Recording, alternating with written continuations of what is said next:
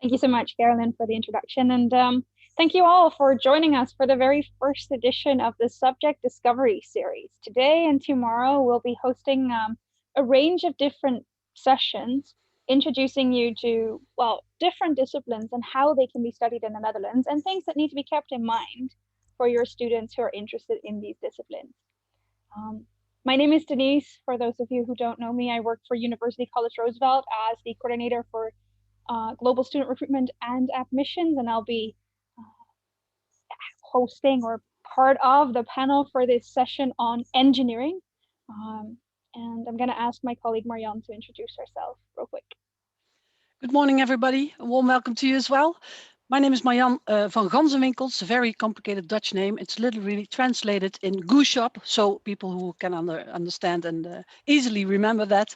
I'm a recruitment manager and information officer at the University of Technology in the south of Holland, in Eindhoven. And I'm going to talk a bit about our education model and the possibilities that your students can put out for this university as well. Thanks, Denise. So this session, what we'll be doing is we'll first start off by looking at sort of where engineering is offered, like at the universities of applied sciences and the research universities, what the differences might be between these programs, the different types of engineering on offer at the different types of institutions. We'll take a bit of a deeper dive into Eindhoven University of Technology as one of the biggest, technical universities in the Netherlands offering programs in English, just showcasing what different opportunities are available for your students. We'll also look at maybe a hidden gem of engineering, looking at university colleges offering engineering options. So for students who want to have that liberal arts, but also want to really study engineering, there's opportunities too. And then towards the end of the formal presentation, we'll be looking at admissions to engineering programs. We'll taking a bit of a deeper dive into what might be expected from students. But yeah, first I'm going to hand over to Marianne so she can introduce you to what options are available, research universities and universities of applied sciences. Thank you, Denise. Can we see the next slide, please? Because we're going to talk about the differences and also the joint reason as well.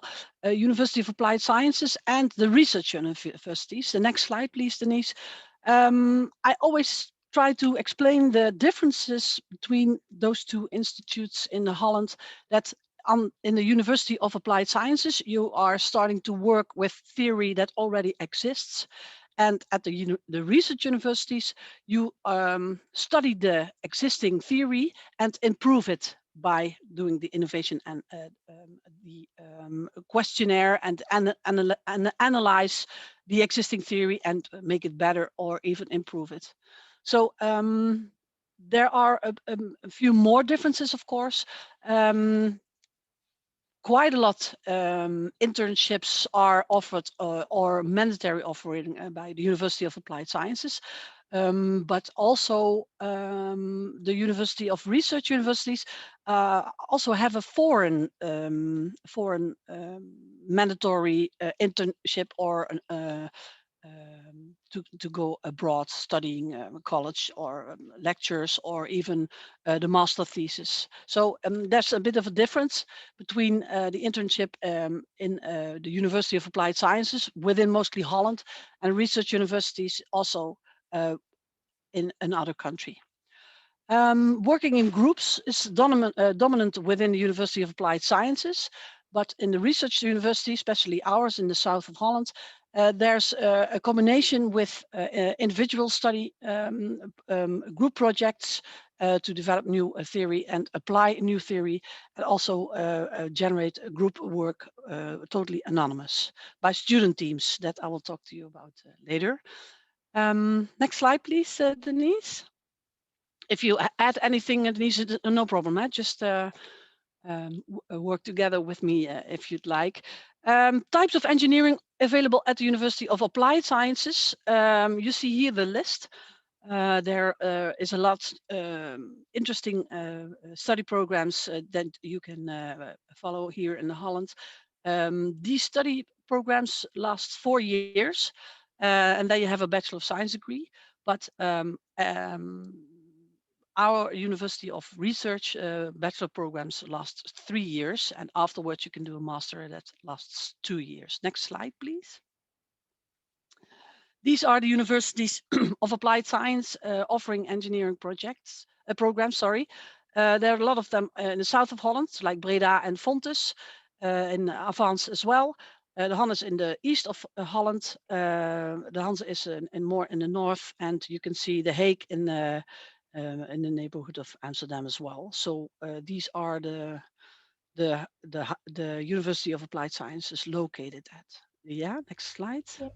Maybe good to explain, Marianne, why there's so many programs that offer engineering in the south of the Netherlands. I mean, you're in Eindhoven, that's the brain Yes, port of the Netherlands. yes, that's a good question, Denise. Thank you for asking this one. Yes, we are in the south of Holland. You have the Brainport region.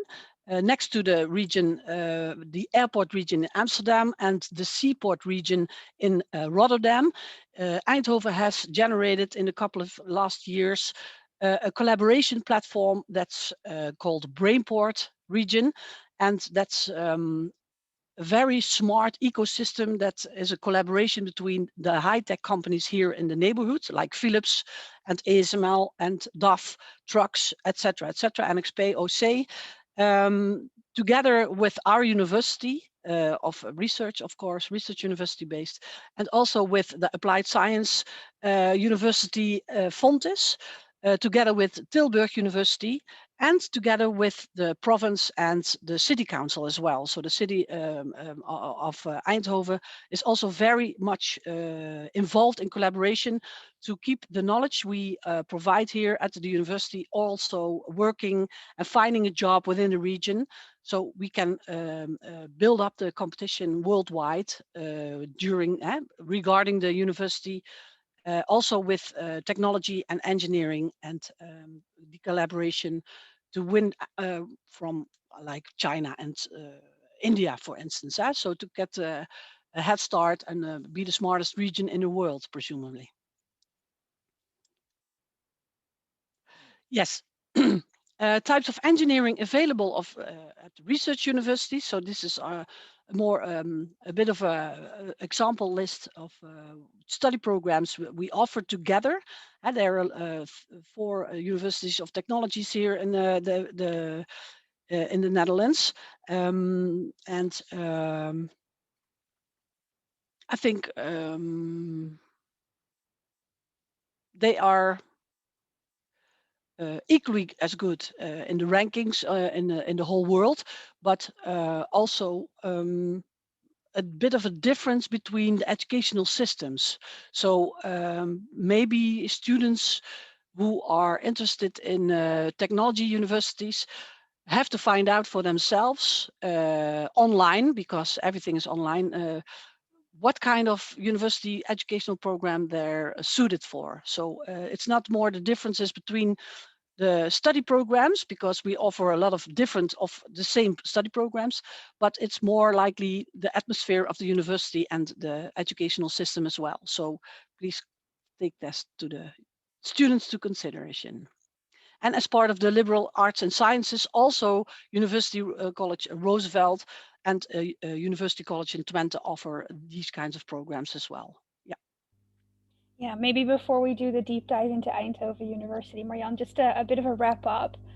Of course, much like all the other programs in the Netherlands, students have opportunities to choose between that University of Applied Science approach and that research university approach. Um, when you look at the applied science opportunities in engineering, there's so many, but they focus more on sort of software engineering and logistics engineering and these kinds of engineering programs. Whereas if you look at the research university programs that would offer engineering, it's much more about automotive engineering, nanotechnology. It's about, as Marianne mentioned, it's about bringing technology forward, right, and improving on the technologies that are already there. So that's a bit of a different approach between the University of Applied Science and Research University, specifically when it comes to engineering.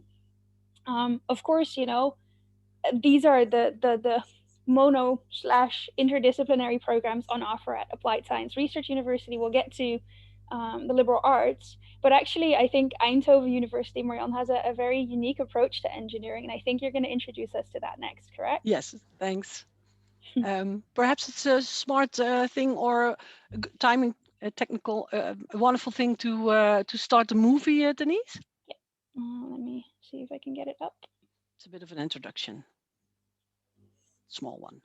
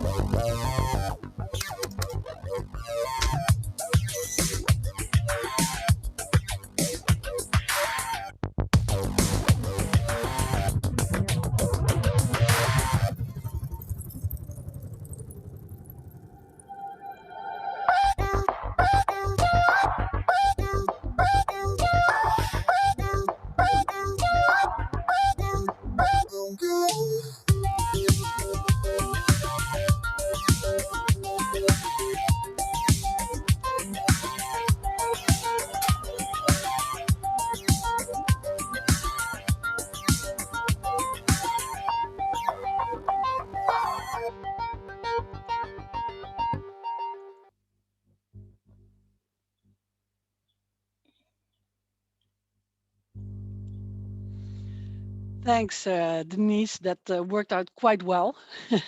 It's just a bit of a bouquet introducing this university in South Holland.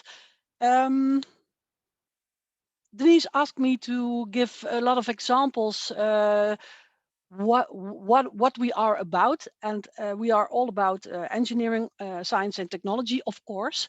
But here on this picture, you see our pride and joy. The solar team Eindhoven has already built 3 solar cars that went to Australia to win the World Solar Challenge 3 times in a row. They are world champion, so we're really proud of them as well. They are an autonomous team that built, designed, and also paid for themselves by sponsoring and crowd surfing these wonderful cars. But also very special to talk about this as well. We generated, the first team generated a spin-off company that started to build their first solar car here in the region as well, and it's called Lightyear. And they received 40 million euros to do the research and build this car as well. So they are at the Helmond Automotive Technology Campus in the south, next to Eindhoven. And that's one of the examples that we love to do here, is give the students with creativity and with very much motivated students innovate themselves, let them generate all the innovation themselves, and also support them with everything we have, teachers,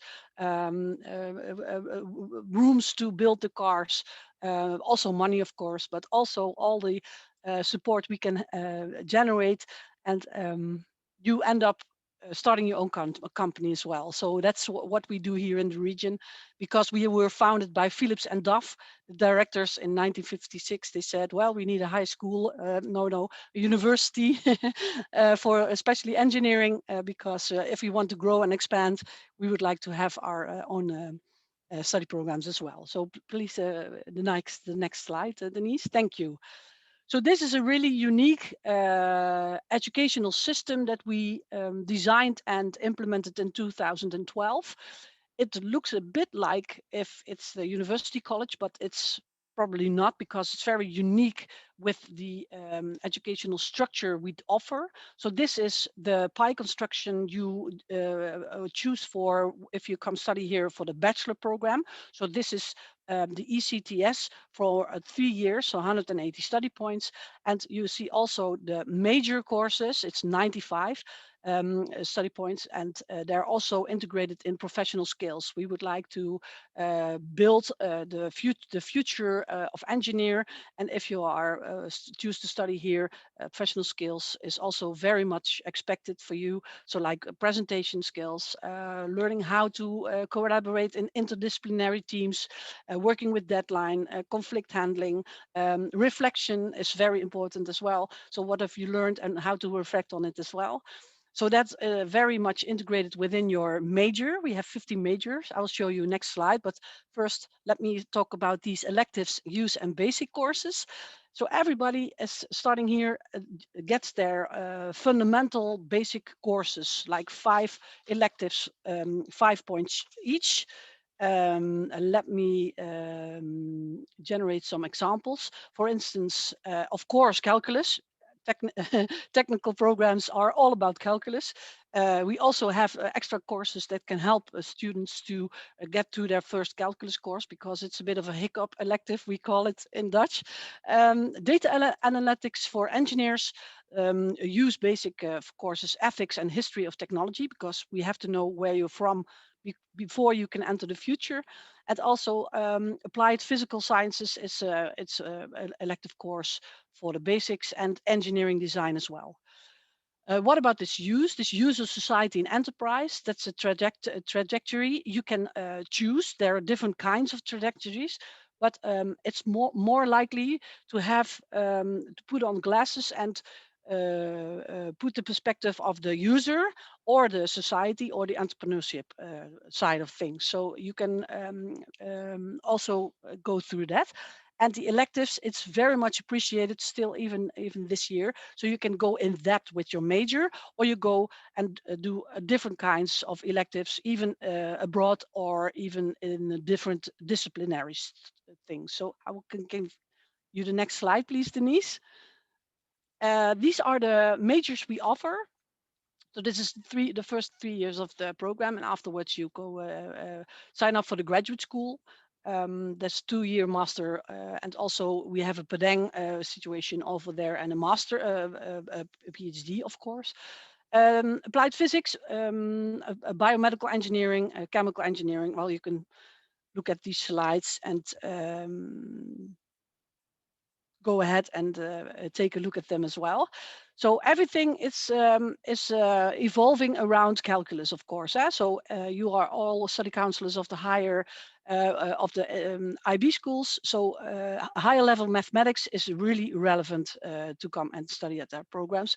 And also for the half of this majors, also higher level physics is asked.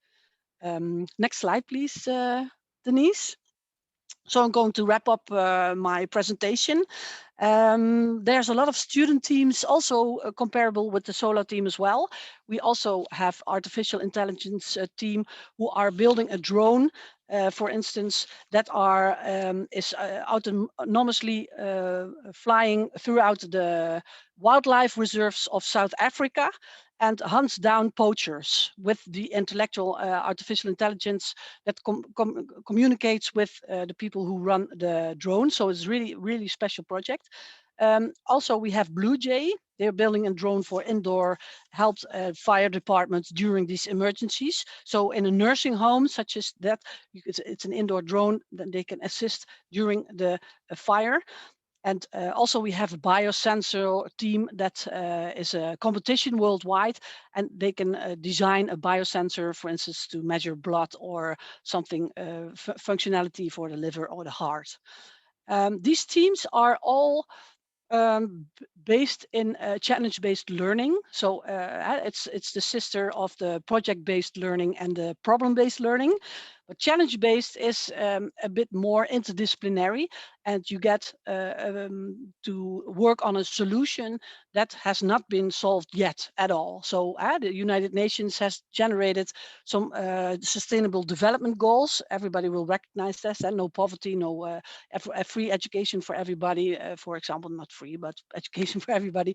And those are the challenges that are in future is going to be integrated within our bachelor college educational system, so you can get your study points as well.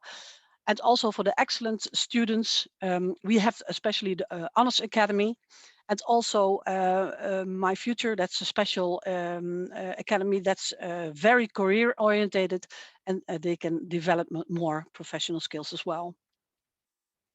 And the coaching is, of course, relevant for every institute here in the Netherlands. It's the most important thing for students to get a student mentor and a study advisor and teacher coaches as well, because you need a lot of help to find your way around, but also to choose electives, but also to get things started, like planning or organizing, or get some extra help with the electives as well. So these are all provided by the University of Technology in the south of Holland. So Denise, I will give you the floor to you as well.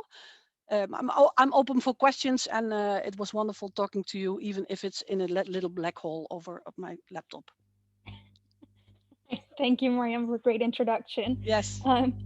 Yeah, I think the technical universities in the Netherlands are a special breed of research university because the students get to do so much practical stuff and group work and connection with the industry. I mean, specifically with you guys, Philips is just around the corner. Yeah. So for students who have an interest in engineering and technology, I mean, there's some really great opportunities in the Netherlands to get the theoretical grounding, but also to be, working on these amazing projects and these amazing drones and everything. Yes, I would like to invite you after the pandemic to come and join us at the university. First, visit Roosevelt Academy in Middelburg, because it's a really nice town as well. Leiden is really wonderful as well, and then come to visit Eindhoven, because you wouldn't want to miss it. We have a very special green campus, so that's it. That's it.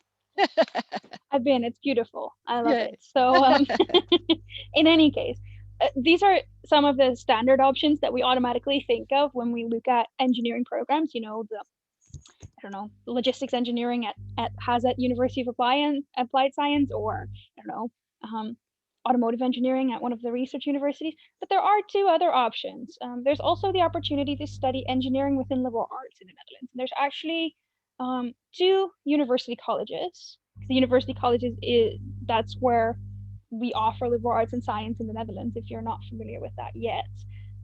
There's two of them that offer engineering options. First of all, there is Twente University College. This is obviously part of Twente University of Technology, and this was started as a prominent research university, Twente University of Technology, seeing that there was this need for interdisciplinary learning, and while Eindhoven has it very much integrated into their bachelor college, Twente University took it a step further, and they really started that university college. So also that small scale vibe, that holistic approach, students being able to really explore different disciplines before they specialize. Um, because they were set up that way from a technological university, starting a liberal arts and science college, you can see that reflected in the curriculum and the way they do engineering within their college, right? So it's a rather set curriculum as it comes to university colleges in the Netherlands, where students actually take in the first 2 years take a whole range of different engineering and actually STEM courses, like movement and human behavior, sustainable systems, or wicked problems. And they get this broad engineering basis, or STEM basis if you want. Throughout the program, they can add more and more electives, and these electives come from other courses on offer at Twente University of Technology. So it starts quite rigorous in terms of engineering, and then it sort of expands to also include other options. So for students who know that they want engineering or STEM, but that want to really explore their options within engineering, try to figure out what it is, this might be a really good option for them to try. Something that's specific about Twente University College is that they work with project-based learning, so not so much the challenge-based learning, but the project-based learning. So lots of students will be in project groups working on wicked problems or living under extreme conditions. That's the way Twente University College does their education. And what is, even amongst university colleges, quite unique about Twente University College is the fact that they do a personal pursuit. So for part of their credits to graduate, they will do a personal pursuit. And this can be literally anything. There's students making documentary films, there's students doing a little bit of music, there's students coming up with a particular project that they want to work on. So it's really something that's personal to them and that doesn't necessarily always have to be related to the courses they do. So it's a bit of an extension, I would say, of the bachelor college that Marianne just introduced that they have at Eindhoven. It's really leaning more towards all the other university colleges, with a small scale education, with the infusion of extracurricular life into the curriculum. So that's one option, right? A technical university starting a liberal arts and science institution. Now, my institution, University College Roosevelt, we started out as a liberal arts and science institution. Um, and over time, we have added an engineering department. So we took the different route. And you will also see that reflected in our curriculum. We are not offering 2 years of core STEM courses or core engineering courses. Rather, in our case, engineering is one of the 4 departments that we have on offer in our university college. So we have obviously an arts and humanities department, the science department, and the social science department. But as a fourth one, a year and a half ago, we added engineering. So that means that for us, students go through the program as they would for any of the other disciplines that students might be interested in. So they enter a first year in which 2 courses are mandatory, academic skill courses, um, and 6 courses can be spread out all across these different departments. So students in the first year can take engineering courses, but also arts and humanities courses, or social science and also science courses. It's at the end of the first year when they have to determine whether they want to pursue engineering as a major, as a minor, or just as a one off course they want to do. So that's the opportunities that we have. Of course, if students decide to do a major in engineering, there's still a breadth requirement at UCR. So students will have to take courses in the other departments. That can be anything like environmental science, computer science, psychology, ethics. There's this whole range of almost 40 different disciplines that they can choose from in that regard. Um, so the focus is not as heavy on engineering as it could be at Twente University College. Now, what kind of tracks do we offer within our engineering department? We have heat and flow, sustainable materials, electronics and electrical engineering, and data science and robotics. And we offer engineering project-based courses because just as the universities of technology, it's really important to be working hands-on with technological projects, of course. So that's what we do in our project courses. So these are currently the engineering courses. I mean, we are expanding, it's new, we're still building, but this is what it's on offer currently. And I want to talk a little bit more specifically about the projects, just to give a bit of an idea what that might look like, because the projects are open not only to engineering students, they're open to students from all the different academic departments that we offer. And that's also because later on in life, students will not exclusively be working with engineers. They'll also be looking at financial aspects of their new technological innovations. They'll be looking at any legal components, societal acceptance, ethical practices. These things come into developing new technology. So that's what we are trying to simulate in these project courses. I'm going to talk specifically about the research in the sustainable delta. Just give an example of a project that students have worked on. So we are in a delta. We are in the part of the Netherlands where there's a lot of water. It's called Zeeland for a reason. Um, the famous Dutch Delta works are right around the corner from us. So lots of water management and sort of energy sustainability. These are the topics of the region where we're in. Now, because there's a lot of sea, there's also a lot of mussel and oyster cultivation in the area where we are. So currently a research project that some of the students are looking at, and this is a combination of our data science students, our environmental science students, they're looking at cultivating the oyster banks and the mussel banks to prevent the erosion of the coastline. So that's just one project that a couple of students came up with and that they're working on. And that's, I think it goes to show the kinds of projects that we do. It's very much focused on the issues of the area that we're in. So it's water management, sustainable food, sustainable energy sources. These are the kinds of things that students will be able to explore as part of our program in engineering. So it's focused a lot on that. We're also focused a lot on making connections with the local area because of that. So we're building currently a joint research center for Zeeland, the province where we're based, and that will be a research facility where students from our university, as well as the local University of Applied Science and the local vocational higher education, will come together and work on research projects together, again to simulate what life will be like after university. When they're working and they're working with people from all these different backgrounds, that is something that we want to provide for students in this joint research center as well. And it will be opened up shortly, I believe in 2022. Fingers crossed. Building is a little bit difficult. Anyway, we're also working together with the Royal Netherlands Institute for Sea Research because it's just around the corner, and the Wageningen Marine Lab. So for students who have an interest in marine biology and combining that with some engineering courses, I mean, that's the research projects that we'll be doing.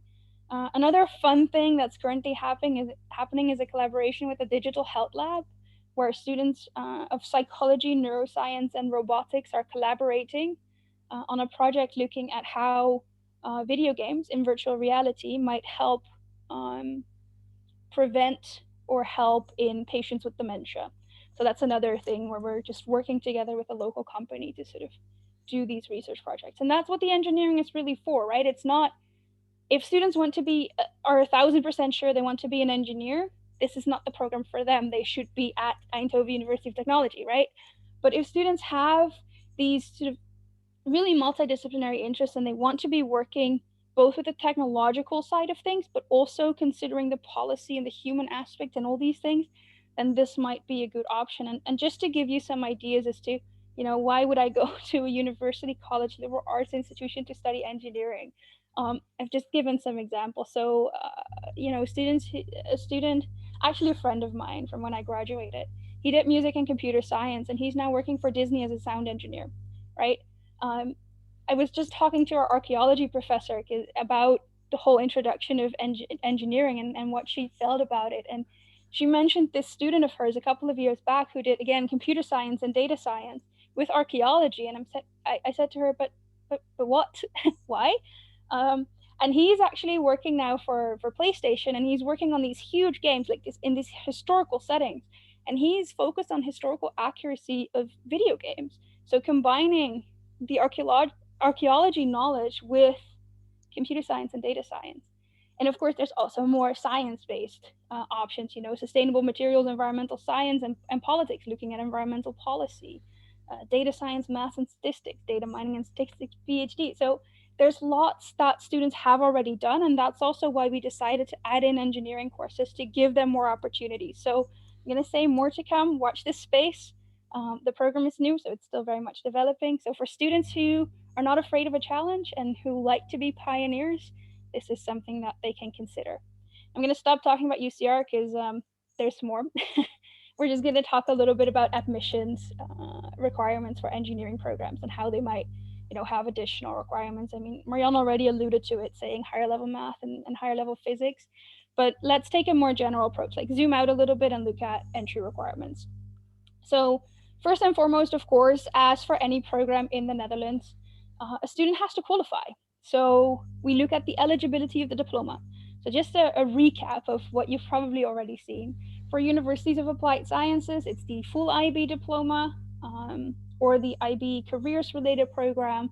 It's 2 A levels, or 2 AS levels in some cases, depending on the grades. It can be the BTEC, it's the American High School Diploma, it's the general story, right? Students need to qualify for a University of Applied Science. If you then look at the additional requirements for engineering programs specifically, there can be course requirements. Not always, but there can be course requirements. So think of the sort of obvious math, physics, biology, and chemistry. Those courses will need to be taken as an examination subject, but there's not always a further specification as to what specific course that needs to be. You'll see that for research universities, that's different. But for universities of applied sciences, it's just expected that these courses are part of the final examinations a student takes. Now, for research universities, it's maybe a little bit different. Of course, a student needs to qualify for a research university to begin with. So they need to be comparable to a Dutch student going into a research university. So again, it's the full IB diploma. It's 3 A levels with certain grades. It's the American high school diploma with maybe a GPA and then 3 or 4 APs. Other diplomas as well. So it's that they have to qualify for a research university. But then when we dive into the further requirements, it becomes a little bit more specific.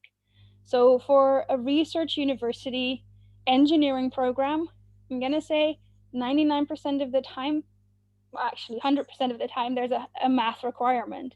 And in the majority of cases, for IB, for instance, that would mean math A and A at a higher level. That's it. Math A and A at a higher level. Mhm. There are some engineering programs that will accept A and I higher level, but not many. So if you're guiding your students and if they want to study engineering in the Netherlands, Math A and A, HL. Um, if you're working in a different curriculum, that translates to they have to have a Math A level or they have to have a Calculus AB or BC AP or equivalent. These are just, of course, the most common programs. Now, a lot of engineering programs will also require physics. Marianne mentioned it, most of their programs actually do require physics. And when Yeah. physics is required, it's also an HL.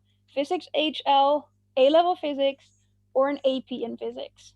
It really needs to be that sort of extended course, that high level. For some courses in engineering, it's physics and or biology and or chemistry. In those cases, it tends to be that they either have to both be at an A level or both be an AP. But for the IB, if it's two or more, one of them needs to be at higher level and one of them can be at standard level. The same goes for biology and chemistry. Now, this is just a general introduction into the admissions requirements, of course, and I know that this can be maybe a little bit tricky. So, actually, all the research universities offering engineering programs, and there's four as we've learned, they have this wonderful website where they actually specify per specific program, per specific undergraduate program, what is required from an IB student, an A level student, an AP student, an Indian student, a Spanish student, a whatever student. And I'm asking Carolyn to post these links in the chat. As we know, we will not be sharing the slides, but we did a bit of digging for you, and all this information is readily available at the university's website. But just as a general note, definitely math at a higher level, probably physics at a higher level, and then for some programs, biology and chemistry.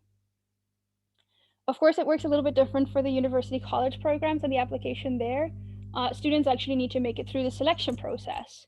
Of course, even within the research universities, I mean, Marianne also mentioned it, there are a couple of numerous fixes engineering programs, aerospace engineering for sure, for instance. But for the liberal arts and science program, students have to make it through that holistic admissions process. So that means, there might be higher grade requirements, not necessarily always these sort of they have to have physics or they have to have math, but overall grade requirements might be a little bit higher because of the selective nature of university colleges. Um, we'll also ask for motivation letters, recommendation letters, and interviews and these kinds of things. So they have to qualify for liberal arts programs as they would for any other liberal arts program. Um, but there may be math requirements. So for University College Roosevelt specifically, we normally don't have a math requirements for a student wanting to enter. They have to have done math, but not a specific requirement. Although if they want to be enrolling in our engineering courses, we will actually look at a math AP, a math A level, or a math A and A HL or A and I HL. In some cases, we've let students in with A and A SL with a 6 or 7, as long as the other grades are high enough as well. But that's a case by case basis. So you'll see also that the requirements for this are a little bit different than getting into a pure sung engineering program, because students can, of course, still make changes. Now, what if I don't meet the course requirements for these programs? Because I'm sure that this is something that comes up, when you talk to your students and only in their final year they figure out that they want to study engineering in the Netherlands and they haven't gotten that A and AHL, for instance. The first thing they need to do is check in with the program that they're applying to. I mean, we as admissions officers generally can probably say, yeah, we think this or that, but it's only the admissions office of the specific program that can give you the specific alternatives that they will be accepting. A lot of universities will actually have this on their website as well. So check the website first before you get in touch. But make sure to get, the information straight from the source. Alternatives, to make up for deficiencies, they can include in-house examinations. I know Twente University, for example, offers an in-house math program to make up for math deficiencies. There's also like OMPT, an online math proficiency test. There's Boswell Beta, an institute in the Netherlands that will offer examinations for physics, chemistry, biology, and math. Students can do the CCVX. Students can take a stats exam. Students can take. There's lots of different options usually, but students need to be in touch with the admissions office of the program they're applying to make sure that the exam they're taking is actually accepted by the program they are applying to. So that is what I would say about admissions in general. Also, this has been compiled with the utmost care, but of course, no rights can be derived from this content, and we do want to make sure that students check the admissions and matching requirements for each of the programs that they're applying to. I think that is how we are going to wrap it up and get to some questions. Well said, Denise. Applause, applause. Woohoo! Yes, fantastic. You guys are crushing it. I was very, very impressed. I learned a lot. So thank you very much for all of your input and all of your research that you put into this particular presentation. I'm going to go through some of the questions here, because I do believe some of them were about all the questions that came in about IB math, I believe were answered in your slides. But I will ask a couple of clarifications overall, but I want to start very basic because there was a little bit of confusion. Rebecca's asking, TUE is a research university, right? The technology is a little confusing, I think. So maybe, Marianne, you can explain sort of where the technical universities fit in the overall view again of the landscape, because you are a research university. I think University of Technology is a description of a research university that is also applying the theory behind the engineering and science. Yeah, I don't know how to explain it, because perhaps it's a bit confusing with the applied universities of technology, universities of applied science. I don't know what is meant by the question. I don't know what's. Denise, did you want to give it a try? What's so confusing? Well, I can understand that, in many places, the technology part would make it seem like it's a university of applied science when it's not. Oh. I mean, these three, so Eindhoven University of Technology, Delft University of Technology, and Twente. Twente University of Technology, they are research universities. So they take that approach of high-paced, fast-paced, high-intensity, deep dive theoretical learning. But because it's engineering, they also add in, teamwork components. It's a little bit similar in that sense that Wageningen University focuses a lot on agriculture and these kinds of things. It's just a focused research university, but it's very much a research university, and a student comes out with a research university degree, whereas the universities of applied science, they might offer engineering programs, and they're definitely technological programs, but the approach they take is different, right? It's the four-year approach. It's focused on career readiness. It's focused on on preparing for the job market, right? And that's a difference. And that also, the focus of the programs can be very different within the research universities of technology and the University of Applied Science Engineering. So now I understand the difference and the combination between it should be to avoid confusion. Research University Eindhoven Technology, or a technology research university, something with research added. Presumably. Yeah. Rebecca thanks you. She said that's exactly what I wanted to know. So perfect. Good job, Denise. Thanks. Francis is asking, with a major in engineering at a university college, what access do students have to engineering masters at research universities? Denise?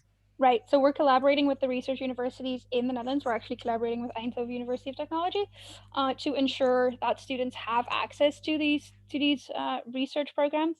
In some cases, they might have to do a little bit of a pre-master, not necessarily to focus on research skills, but to focus on the engineering specific skills. So we're working to build that. Of course, it's a work in progress, very much. So we're not making any guarantees at this point in time, but that's how that is going to be established. I think it's also very interesting to keep this route open for university colleges. It's very important. Yeah, yeah. And there was a specific question about this with Twente as well. And of course, I said that they're not represented here today, so they should contact Twente directly to see where their students go on. But of course, they will probably have pathways into their own master programs at Twente as well from their university college, in addition to other options around the world. And students are going around the world to study their masters as well. So they will have lots of options, I believe. Another question from Catherine about the UCs, Denise, at the university colleges, what will be the end degree title? Bachelor of Science in Liberal Arts and Science with a specialization in X, Y, or Z, like any other of our programs. Just wanted to clarify that. In your research, did you we have Elizabeth asking, are there engineering programs that require all 3 IB sciences? Did you come across? So yes. I think so. It's best to double check per program, of course, but it is very possible, I think. So I just wanted to answer that out loud, that it is possible from the research that was given, but double check per program just to be sure overall. I've provided these links, so it's relatively easy to find out for all of these programs for you. Yes, and those are shared in the chat. So please copy those now so that you've got them because the slides, like we said earlier in the housekeeping, they will not be shared. So that's why we shared the links themselves in the chat overall. And perhaps we'll try to find a way to share that with you later on as well, but it's best to copy them now overall. We had a very specific question, and I don't know if you can give any insight to this, maybe either of you.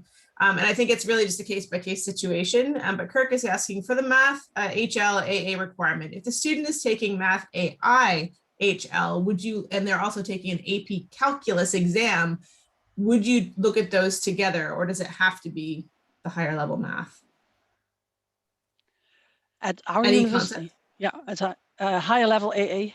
That's I shared a link as well. It's that's if they had the lower math plus an AP calculus. I think it's case by case. Okay, I'm not sure how rigid it is. Yeah, case by case. Yeah, I thought so, but I just wanted to throw that out there because it was a pretty specific question overall. I mean, basically, it's a deficiency, right? So that's the whole point. If there is a deficiency, if they don't meet that standard that's on the website, if there is an alternative, the university will be able to tell them. Perfect. And keeping in mind that some of these programs, like we've heard, are selective, so they will not make exceptions. They don't have to. Manal's asking, and this is actually a general question, but it applies, of course, to this as well. But we have an accredited high school diploma that students graduate with. If they choose not to do the IB diploma, is that recognized without APs, Denise? No. Yeah. We can Simple. Be sure. Nope. Let me just keep going through here. So yes, I think the rest were math questions that were answered during the presentation overall. So I believe that's it, unless we have any further questions that have come in. I don't see anything in the chat. So perhaps I can add something, Carolyn, as well, sure. Because it's also the role, the importance of the role of mathematics within the Research University of Technologies. It's very important. So either way, regarding, apart from the discussion how high the level should be, a certain amount of talent or interest or motivation or in mathematics itself it's a bit of a mandatory thing, because everything is about mathematics here. It's the basics of University of Technology. So even though also the grade and how hard you have worked for it also is a bit if you have a real high grade for mathematics, but it comes to you very easily. So you don't have to do anything about the mathematics, because you know, and it's going really well. then it can bring you in problems as well, because the attitude of working for your figures within mathematics is also very much mandatory. So it depends a bit of a it's not always about the higher levels discussion, but also the interest in mathematics as well. Perfect. We have actually a really good question come in last minute here. Could you share a little more about how internships fit into the engineering programs at Research University, as well as industry partnerships for projects during the academic year? So maybe each of you could take a minute or so to tell us about that if you've got some more information. Yeah. We'll start with Marianne. Thanks, Karen. Yeah, well, the collaboration with industry is very important because industry is also looking for bachelors and masters who are dive into a solution that has been generated by this company. So companies look for students who have a very much creative mind and can think outside the box and generate solutions for their problems as they go along. That's one thing. So the collaboration with industry, we are a world champion in it because, yeah, I already told you, Philips and Duff founded us. So these strong roots within the Brainport region as well are very much important. So everybody around built around the University of Technology is involved in education and research within this university. That's one. The internships mostly are followed within the master phase of the study programs here, but it's very much stimulated to go abroad instead of an internship. So it's not the internship that's mandatory always, but it's more the going abroad experience, doing electives, or having a sign up for a project interdisciplinary, or doing their master thesis, or just an exchange trip with a group of students from the study association. It's all different kinds of examples that it's not the internship that's mostly important, but it's more important to broaden your horizon as well. But in the bachelor, it's not that common. It's more common in the University of Applied Sciences. It's mandatory even because it's an applied university. So yeah, you're going to work within the company, so you have to go do the internships quite quickly as of your first years. It's called snuffelstage in Dutch. I don't know the English word. I don't know either. No. I don't think there are certain words that are not translatable, and I'm going to say that's probably one of them. Yeah. So it's a really small. It doesn't last long. So like for 40 hours, you can in the first year you can go watch, do a small project within the companies. But that's not mandatory in. It's not common in the research universities. Denise? I'm muted. Oh my God. No problem. It's still morning here. Did you, Denise, want to add some information from your side? I mean, I think it's the same for us. I mean, internships are not a focus of our program. Research is the focus of our program. I mean, that's the whole difference, right? So in as far as that students work with local companies and local organizations, it's often academic internships doing a research project for institutes in the region. I mean, the connection is important for engineering, and that's also because a large part of the funding for engineering comes from the local province and the local corporations. If you look at, for instance, for us, that's Damon Shipyards. It's the Research Institute for Research at Sea. So we do offer opportunities for students to work with these companies, but not in an elaborate internship, but much more in a research project. Excellent. I think that is a perfect note to end on. We're almost at the final time anyway. No more questions have come in. So I wanted to thank the audience for their insightful questions. I want to thank the panelists for putting on this first in our subject discovery series. You have raised the bar very high for the rest of our panelists the rest of the week. Makes me nervous. However, thank you all for joining us today. Just a reminder that the recordings will be available later today when you look at the session descriptions on the website. There'll be a watch this video live below that, so you can watch the videos as soon as we get them uploaded. And hopefully we'll see you at some of our speed dating sessions. The first one is today at 12. So if you have time at lunch or in your afternoon sessions, then please join us then. Thanks a lot and have a great day. Bye. Thanks, guys. Bye.